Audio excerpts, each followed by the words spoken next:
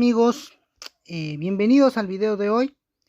El día de hoy vamos a hablar sobre la República Aristocrática, pero también vamos a hablar sobre el gobierno de Eduardo López de Romaña, 1899-1903. Gobierno de Eduardo López de Romaña, con el que da inicio al segundo civilismo de la historia peruana, donde regresan los civilistas al poder luego de varios años de ausencia. Hasta ese momento, hasta antes de la llegada de López de Romaña al poder, el partido civilista solamente había tenido un gobernante, que había sido Manuel Pardo y Lavalle en 1872. Del mismo modo, la República Aristocrática va a ser la etapa donde la clase más poderosa del país va a gobernar, la clase alta, la clase de la oligarquía, el núcleo de la oligarquía va a gobernar, va a comenzar a tener influencia en la política, va a ser la clase dominante de la política peruana por más de 20 años. Todo esto se va a dar en la República Aristocrática, 1899-1919. Acaba con el golpe de estado de Augusto Beleguía a José Pardo y Barreda en 1919. Ahora vamos a ver por lo cual se caracterizó, ¿por qué se caracterizó la República Aristocrática y el segundo civilismo? Esto se caracterizó por la división social. Hay una división social en este periodo. Como ya sabemos, arriba, en la parte de arriba, va a ir la oligarquía, que estaba siendo conformada por 40 familias. Esta oligarquía era la clase más importante del país, era la clase de los altos, o sea, era la clase más prestigiosa del país. Van a decirlo así, ¿no? La gente de plata, ¿no? La gente con más plata, con más nombre, con más prestigio, es la que está arriba, ¿no? Esos son la oligarquía. Los que tenían las rutas de comercio más importantes, las haciendas más grandes de todo el país, ellos van a ser el núcleo de la oligarquía, los que van a estar arriba. Segundo lugar tenemos a los gamonales. Esta parte de los gamonales van a ser los hacendados menores, aquellos que tienen haciendas, son terratenientes, pero que no tienen mucho poder dentro de la política, ¿no? Que son más dueños de lo que son tierras en lo que era la Sierra Central en ese momento, y que practicaban una política económica feudal. Por otro lado, tenemos el lado de los obreros. Este grupo era el grupo de los trabajadores. Era el grupo de los que estaban agrupados en pequeños grupos de sindicatos y movimientos de obreros que reclamaban sus derechos laborales. Por otro lado, tenemos el grupo de los indígenas. Este grupo sí era el grupo más, voy a decirlo así, era el grupo más bajo de lo que era la República Aristocrática en ese momento. Ahora, antes de continuar, debo aclararles algo. Este periodo está dividido en dos partes. El segundo civilismo está dividido en dos partes. El primero es el auge, que comienza con Pierola y acaba con precisamente Augusto Beleguía. ¿De acuerdo? Es el auge del civilismo es esa parte. Y por otro lado tenemos la decadencia, que inicia cuando llega al gobierno Guillermo Billinghurst, que Guillermo Billinghurst todos sabemos que él no era un civilista, él era un demócrata. Y acá otra cosa que se va a dar también es en la parte de la división que va a haber entre los demócratas y los civilistas por conflictos internos dentro del Estado, ¿no? Cámara de Diputados contra los senadores, que estaban al mando de los civilistas, y por otro lado estaba la Cámara de Diputados, que estaba al mando de los demócratas. Va a ser una división política también, ¿no? Un conflicto entre partidos políticos, entre demócratas y civilistas, que se van a enfrentar por disputarse el poder, ¿no? Del Estado. Por todo eso va a estar caracterizado la República Aristocrática y el segundo civilismo en general.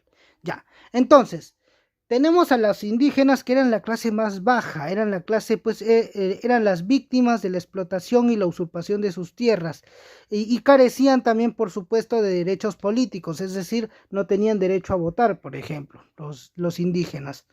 en ese momento. Recordemos de que esa ley de la no votación de los indígenas la dio Remigio Morales Bermúdez durante su gobierno entre 1890 y 1894. Dio esa ley, pues Remigio Morales Bermúdez. Y ahora, ¿cómo llega al poder Eduardo López de Romaña? Eduardo López de Romaña, muchachos, llega al poder gracias a la coalición nacional que en ese momento seguía vigente. ¿Cómo pasa esto? Resulta de que cuando Nicolás de Piérola termina la presidencia, termina su periodo de mandato, no apoya a ningún candidato en general, o sea, no apoya a un candidato específico, no apoya ni a un demócrata ni a un civilista. Entonces la parte de la coalición nacional va a elegir a un candidato para lanzarle su candidatura, es decir, para que se lance a la candidatura. En un momento hay un pequeño grupo que ofrece la candidatura de Alejandro López de Romaña. Por cierto, Alejandro López de Romaña era hermano de Eduardo López de Romaña. Entonces, pero Alejandro López de Romaña rechaza la candidatura y dice que su hermano está más capacitado para gobernar que él mismo. Entonces ahí se va a fraccionar, se va a partir en la coalición nacional. ¿Por qué? Porque un grupo de demócratas, el Partido Demócrata se parte, se divide en dos, porque hay un grupo de demócratas que está apoyando a los civilistas y hay otro grupo de demócratas que no, que se independiza, que era minoritario, por cierto, era un grupo de demócratas minoritarios que se van a independizar y van a buscar su propio candidato, ¿no? O sea, los dos partidos van a buscar sus respectivos candidatos, aunque hay un grupo de demócratas que van a apoyar a los civilistas y a su candidato, a su respectivo candidato, ¿no? En el caso de los demócratas lanzan la candidatura de Guillermo Billinghurst y es así como se llaman elecciones, donde se presentan Eduardo López de Romaña y Guillermo Billinghurst. Guillermo Billinghurst pierde estas elecciones y es elegido presidente Eduardo López de Romaña. Y inicia su mandato en 1899-1903. Hasta aquí todo iba bien. El problema con Eduardo López de Romaña es que cuando llega a la presidencia, los civilistas se acercan a él. Y Eduardo López de Romaña termina acercándose a los civilistas, se termina afianzando en el lado civilista. Porque cuando Eduardo López de Romaña es elegido, él no era partidario de ninguno de los dos partidos, él no era ni de los demócratas ni de los civilistas, y es por eso que ese grupo de demócratas había apoyado su candidatura en un primer momento, porque no pertenecía a ningún bando político. Pero ya cuando llega a la presidencia, sus ministros en la mayoría pues eran parte de los civilistas, y esto va a ocasionar una división en el Estado peruano. Por ejemplo, la Cámara de Diputados va a estar siendo liderada por Carlos de Piérola. Carlos de Piérola era hermano de Nicolás de Piérola y Carlos de Piérola también era un demócrata. Él lidera junto con los demócratas a la Cámara de Diputados. ¿Y esto qué quiere decir esto? Que va a haber una división dentro de lo que es el Estado peruano. Por un lado está la Cámara de Diputados, donde está siendo liderado por Carlos de Piérola, que era demócrata. Los demócratas están en la Cámara de Diputados. Y por otro lado está el presidente del Partido Civil, que era presidente del Senado. Estoy hablando de Manuel Candamo. Entonces hay una división política y un enfrentamiento entre estos dos bandos políticos, entre demócratas y entre los civilistas. Entonces aquí se rompe parte de lo que fue la coalición nacional que se había formado pues en 1895. Y inicia pues la oposición demócrata en el gobierno de Eduardo López de Romaña. Los demócratas liderados por Carlos de Piérola se van a convertir en una dura oposición al gobierno de Eduardo López de Romaña. Aunque claro, había un grupo mayoritario de demócratas que estaba apoyando a los civilistas. Había otro grupo de demócratas minoritarios que eran liderados por Guillermo Billinghurst y Carlos de Piérola que no estaban pues de acuerdo con las políticas civilistas. Bueno, y de esa manera inicia el gobierno de Eduardo López de Romaña. Vamos con las obras de Eduardo López de Romaña. Los hechos más importantes de su gobierno se dio lo siguiente. Se promulgó los códigos de comercio y de minería. Y también se fundó, por ejemplo, el diario La Prensa. En cuestión internacional se va a dar cuestión de firma de tratados. Se va a firmar un tratado limítrofe con Bolivia. Se firmó el tratado Osma-Villazón con Bolivia, ¿no? Se firmó el tratado Osma-Villazón con Bolivia, que fue un tratado limítrofe que va a ser el antecedente de lo que va a ser el futuro tratado Polo Bustamante, que también se va a firmar con Bolivia, pero durante el primer gobierno de Augusto Beleguía. Este tratado fue un antecedente para dicho tratado, para el tratado Polo Bustamante, que se va a firmar en el primer gobierno de lo que va a ser Augusto Beleguía. Entonces todo esto se va a dar en el gobierno de Eduardo López de Romaña. Se va a promulgar la ley de códigos de comercio y minería también. Y también otro hecho importante es que se va a fundar el diario La Prensa.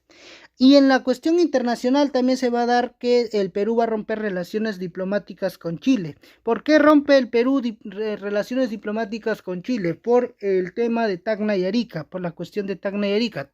El tratado de Ancón para ese momento ya había cumplido, ¿no? Ya se había cumplido el plazo estipulado en el tratado de Ancón para la realización del plebiscito.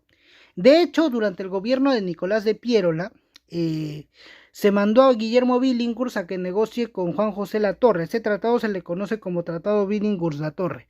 Pero ese tratado fracasa, porque ninguno se pone de acuerdo y fracasa. Esto se dio en 1898. Pero a partir del año 1900, en Chile va a comenzar la política de chilenización hacia las provincias de Tacna y Arica. Esto va a ocasionar que el gobierno de López de Romaña rompa relaciones con el gobierno de Chile, ¿no? Aunque en 1905 se va a volver a tener relaciones diplomáticas con Chile, pero luego en 1909 de nuevo se va a romper relaciones diplomáticas con Chile. Todo esto se dio en el gobierno de Eduardo López de Romaña. Otra cosa muy importante, se dispuso la tolerancia a los cultos no católicos, la libertad de culto, una cosa muy importante en el gobierno de Eduardo López de Romaña. Por ejemplo, en esa época podían haber, mormones, ¿no? Musulmanes, testigos de Jehová, en fin, personas que no eran católicas, pero que eran mal vistas en esa época. Bueno, pues en este gobierno se da la libertad de culto durante el gobierno de Eduardo López de Romaña, un hecho muy importante. Otra cosa es que en 1901 hace su aparición Augusto Durán y funda el Partido Liberal, ¿no? Esto se hace en el año 1901. En este partido se hace presente un personaje muy destacado de la historia peruana, Federico Villarreal, matemático e ingeniero, muy importante la aparición de Federico Villarreal en la política peruana, integrando el Partido Liberal fundado por Augusto Durán. En el año 1901 hace su aparición Federico Villarreal, matemático e ingeniero importante, muy importante, este personaje de Federico Villarreal en la historia del Perú, ¿no? Federico Villarreal. Ahora, otra cosa muy importante es que va a seguir las expediciones en la Amazonía peruana, van a seguir las expediciones en la Amazonía peruana, va a seguir las expediciones por el tema del boom del caucho. En esa época todavía estaba pues la fiebre del caucho, ¿no? El nuevo recurso que se había descubierto en la Amazonía. Y por ello se van a dar expediciones de estudios hacia la Amazonía peruana y también expediciones de colonización en la Amazonía. Cosa muy importante, todo esto se dio por la fiebre del caucho, el boom del caucho, ¿no? Que se había encontrado un nuevo recurso muy valioso en aquella época en la Amazonía peruana. Esto se da durante el gobierno de Eduardo López de Romaña, aunque ya anteriormente, durante los gobiernos anteriores, durante el gobierno de Piérola y de Remigio Morales Bermúdez, ya había empezado ya la fiebre del caucho en el Perú, solo que en esta época ya se va a hacer más notorio. El Perú ya tiene acceso al recurso ya encontrado, ¿no? Que en este caso era el caucho. Entonces se va a dar la fiebre del caucho. Pero el caucho no solamente se va a encontrar en la Amazonía peruana, en la selva peruana, sino también en los países amazónicos como Brasil, ¿no? Como Brasil, como también en Bolivia también. Incluso se va a dar una república independiente, que fue la República del Acre, una de las zonas más ricas en caucho que incluso va a haber una guerra entre Brasil y Bolivia por la zona pues del Acre. No, incluso el Acre se va a volver una nación independiente entre 1899 y 1903. Y también Loreto, por cierto, porque se fundó en el gobierno de Pierola se funda un estado federal en Loreto. Durante el segundo gobierno de Nicolás de Pierola entre 1899 y 1900, ¿no? Se funda pues un estado federal en Loreto. Pero el Estado Federal de Loreto no duró mucho porque Nicolás de Pierola rápidamente reprimió la insurrección en Loreto y pudo pues integrarlo de nuevo al Perú. En el caso del Acre fue casi igual porque el Acre era una de las zonas más ricas en caucho y se va a volver un estado independiente. Luego va a haber una guerra entre Bolivia y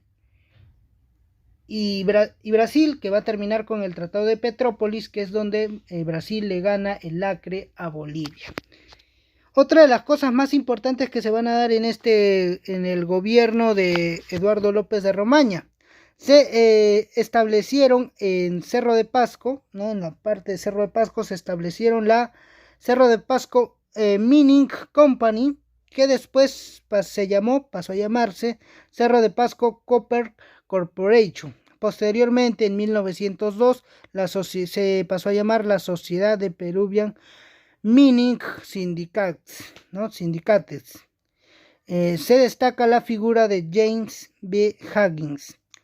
Y se encuentran pues uno de los más grandes yacimientos de cobre en Cerro de Pasco, en Perú, ¿no? Por eso es que este fue el surgimiento de la minería en el Perú, porque se encontraron los primeros yacimientos grandes de cobre en la parte de Cerro de Pasco, y se van a formar corporaciones que se van a dedicar exclusivamente a la explotación de la minería y a otras cosas, ¿no? También comercio, también en lo que era el comercio también. Y también en otros recursos, como por ejemplo el azúcar o el algodón, van a ser recursos muy importantes en esta etapa de la República Aristocrática. Otra cosa importante del gobierno de Eduardo López de Romaña, se dio el reglamento de locación de servicios para la industria minera, ¿no? Se dio el reglamento de la locación de los servicios para la industria minera.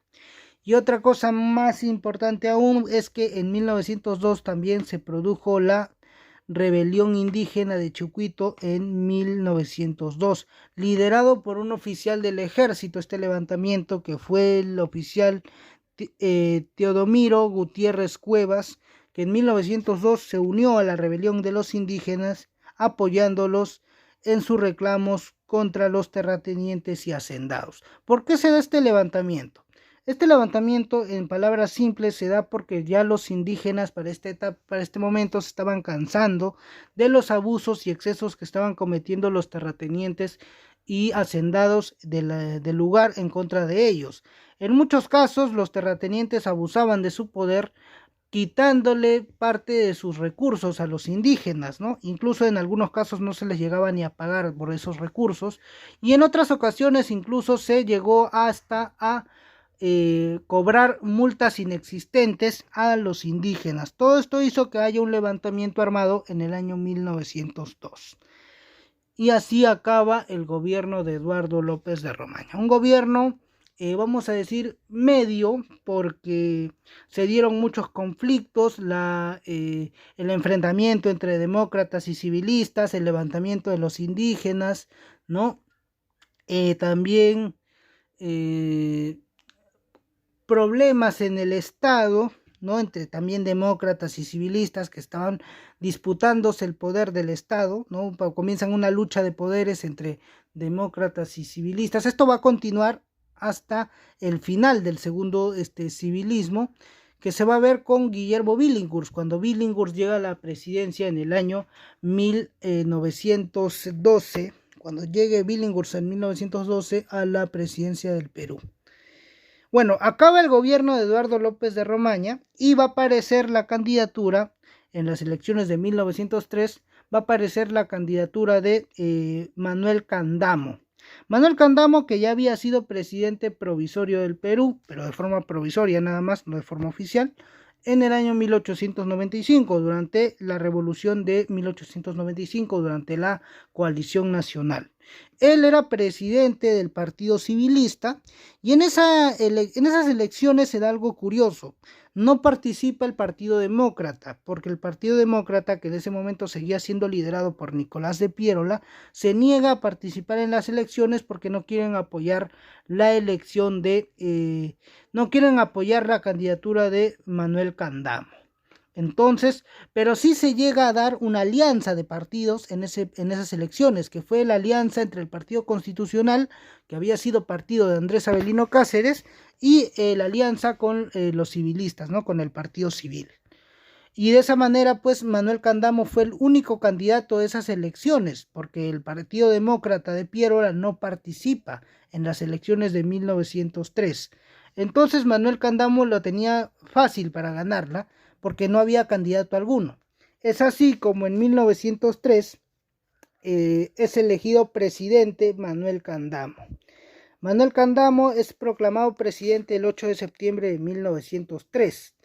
Gana las elecciones al ser el único candidato debido a que habían hecho una alianza el Partido Constitucional y el Partido Civil, ¿no? El Partido Civil y el Constitucional habían hecho una alianza y por eso Manuel Candamo era único candidato. Esto hizo de que Manuel Candamo tenga el triunfo asegurado.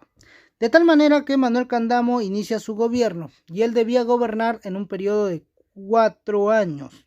Es decir, debía acabar su gobierno en 1907. El 8 de septiembre de 1907, Manuel Candamo debía acabar su mandato, pero no lo acabó.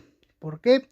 Porque Manuel Candamo murió prematuramente ejerciendo el cargo de presidente. Es así como el gobierno de Candamo pues es un gobierno efímero, es un gobierno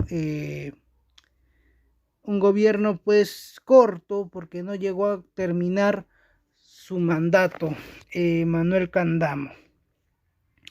Y entonces así pues acaba el gobierno de Eduardo López de Romaña. Del gobierno de Manuel Candamo vamos a hablar en otro video, y es todo lo que pasó pues en el gobierno de Eduardo López de Romaña, ¿no? Problemas políticos por el tema de la pelea entre los civilistas y los demócratas, un gobierno con bastantes problemas, sobre todo por la cuestión de Tacna y Arica, que todavía no se solucionaba, y que se rompieron las relaciones diplomáticas entre Perú y Chile incluso, y que después también hubieron otras clases de problemas como el levantamiento de los indígenas, ¿no? Reclamando sus derechos. Un gobierno con bastantes problemas, pero que al final logró terminarse. Ahora, la cuestión de Tacna y Arica pues todavía no se va a solucionar hasta un largo tiempo después. Todavía falta mucho para que se solucione el problema de Tacna y Arica. Eso se va a solucionar en gobiernos futuros todavía. Más específicamente en 1929, con el gobierno de Augusto Beleguía durante el oncenio, se va a firmar el Tratado de Lima, donde se va a poner fin pues a los problemas territoriales entre Perú y Chile. Bueno muchachos, hasta aquí el video de hoy. Suscríbanse si el video les ha gustado. Denle like para más. Nos vemos hasta la próxima, hasta un próximo video. Chao, cuídense.